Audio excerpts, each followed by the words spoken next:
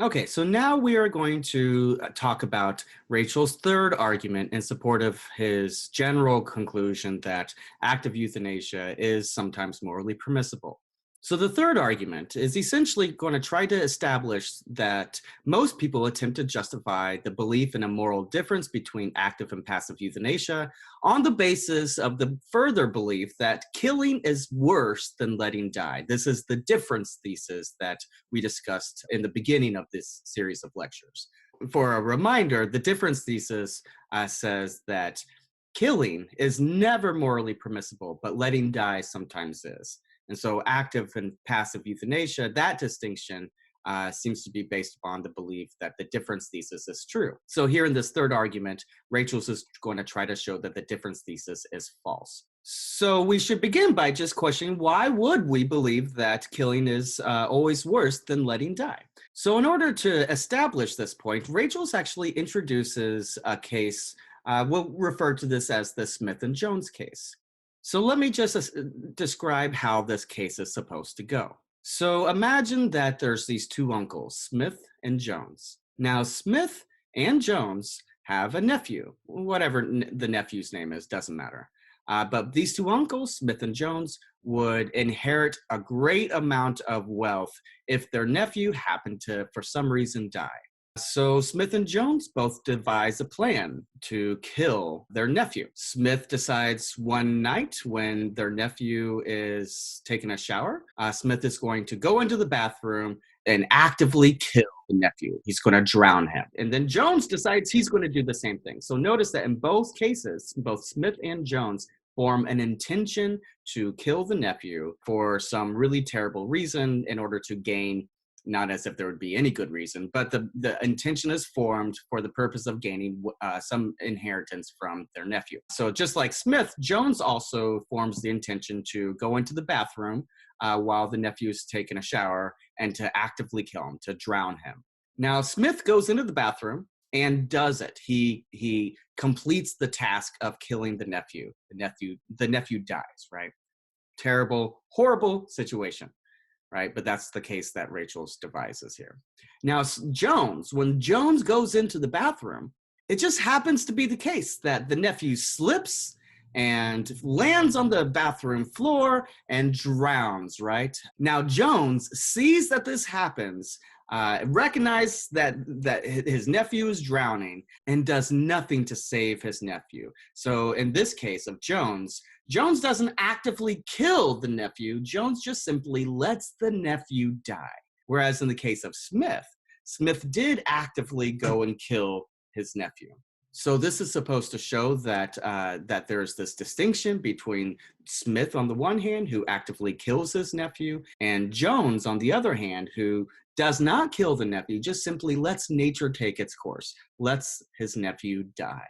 Now, what's actually really interesting about this case, according to Rachel's, is whether or not we think that both Smith and Jones are equally morally reprehensible. Do we think that if Smith and Jones both stood trial for what they did, that they were both received the same sentence? If we would find them both equally morally guilty of what took place. Again, Smith killed his nephew, but Jones stood by and did nothing. Both people, both actors involved, did this in order to receive the inheritance that they would have when the nephew died. And they both intended to do this action. So Rachel thinks that we would intuitively think that they're both morally reprehensible. That's the prima facie intuition that Rachel thinks is at work here.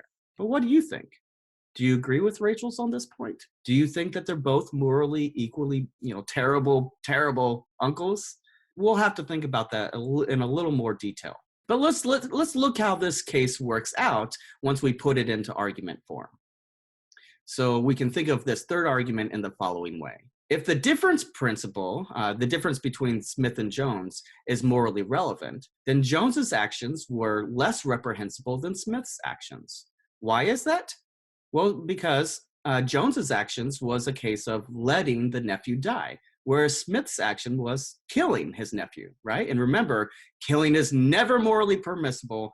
Letting die sometimes is. So in this case, killing is worse than letting die. That's what the difference principle says, right? Killing is worse than letting die. Well, Jones killed his nephew, Smith let his nephew die. So we would think that Jones's actions would be worse than Smith's actions. That's the basic idea behind the first premise here. If the difference principle is true, if the difference between Smith and Jones is morally relevant, then Jones's actions was less reprehensible than Smith's actions. Premise 2, intuitively, Smith and Jones' actions were equally morally reprehensible, right? That's the intuition that Rachel thinks we should have from this case. The only real difference was the manner in which they accomplished their intended goals. What they're intending to do, what the result was all the same. It was just the means by which they were able to achieve these goals that was different. So premise 3 says, it is not the case that Jones's actions were less reprehensible, and so therefore, just by good old-fashioned modus ponens here, therefore it is not the case that the difference between killing and letting die is morally relevant, right? It's not the case that that there's any morally relevant difference between what Smith and Jones did. That seems to be the way that this argument's working. That seems to be what Rachel's has in mind when he's using this case involving Smith and Jones. However, we might think that there is a potential objection if we consider an alternative version of the Smith and Jones case.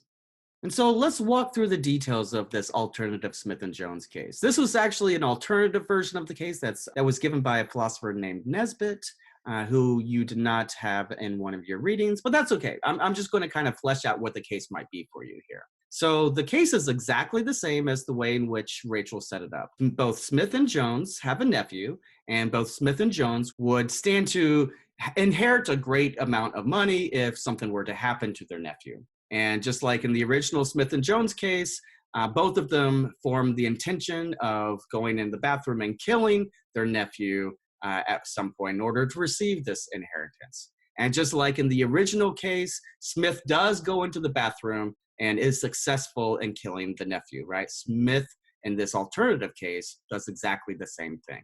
Goes in the bathroom and drowns his nephew. Now, the difference in this alternative case is when Jones goes into the bathroom in order to kill his nephew, it turns out that in this alternative case, Jones is the one who slips and hits his head on the bathroom floor. And that means that the nephew never actually drowns, never actually dies.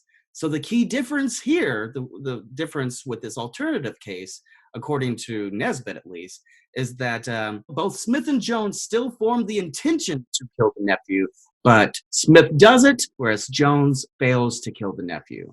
So the nephew gets away, the nephew never actually dies. So what do you think about this case?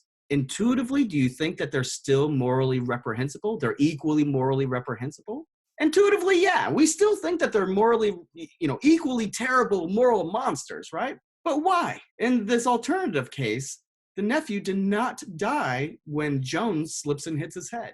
The nephew only dies when Smith drowns the nephew. And so if you think that they're both equally morally terrible, people, well, then it must not be because of the action. It must be because of the intention. The intention to kill their nephew is what makes them morally reprehensible, equally morally reprehensible. It just happens to be that when Jones tried to do it, Jones slips and hits his head, and the nephew gets away. So Nesbitt is trying to point out here that what really matters is the intention, not the action itself. So that's how the alternative Smith and Jones case goes, and it's supposed to be an objection to Rachel's.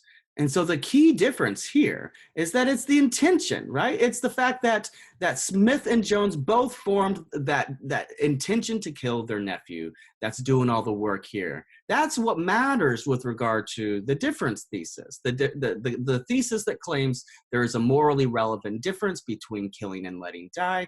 Well, according to this alternative case, the difference is the intention that's in place here. Why are they both equally morally terrible people? It's because they both had the same intention. But if the intention were different for some reason, if, for example, if Jones had the intention to let die, but not the intention to kill, let's say that Jones just happens to see that the nephew drowned, Jones never formed the intention to kill him, but once Jones sees that the nephew slips and hits his head and is drowning, he does have the intention to let die. So another way that we can maybe think about that is if it was the case that that Jones just happened to notice that the nephew slipped and hit his head, maybe there was a loud thud, and Jones ran in to find out what happened, and he still has a lot to gain. He hasn't actually formed any intention to kill his nephew, but when he goes into the bathroom to find out what's happening, he sees that his nephew is drowning. Well, he has an intention to let die, but not an intention to kill. That seems to be what's at work here. And so the way that Nesbitt kind of thinks about this alternative Smith and Jones case is to put all of the emphasis on having the right intention. So you might think of the difference thesis as being one pertaining to the difference between having the intention to kill versus the intention to let die. That's the difference. So before you move on to the next video lecture, what I want you to do is I want you to think about and try to explain exactly what Rachel's Smith and Jones case is supposed to mean. What is it supposed to support with regard to the claim that the difference thesis is false? I want you to kind of work that out in your own words. And then I want you to explain the alternative Smith and Jones case. What is this supposed to show? How is this supposed to be a counterexample to Rachel's version of the case? In other words, what exactly is the main difference between the two different Smith and Jones cases? I want you to kind of work that out in your own words. And then finally, I want you to explain your own opinion on this point. Does one's intentions, is that what really matters with regard to a case like Smith and Jones? You might think back to some of the other cases that Rachel's talked about with regard to the patient who's suffering some throat cancer. So another way to put this last point is I want you to express and defend your own opinion with regard to whether or not it's the intentions that matter or is it the action itself that matters? Which one of these is it that you think is really important? Because what you have to say about that is probably going to inform what you think about Rachel's thesis that the difference thesis is false. In other words, that the thesis that says there's a difference between killing and letting die, where killing is never morally permissible, but letting die is morally permissible. So I want you to explain these and express your opinion in your own words. And I want you to do that before you move on to the following video lectures.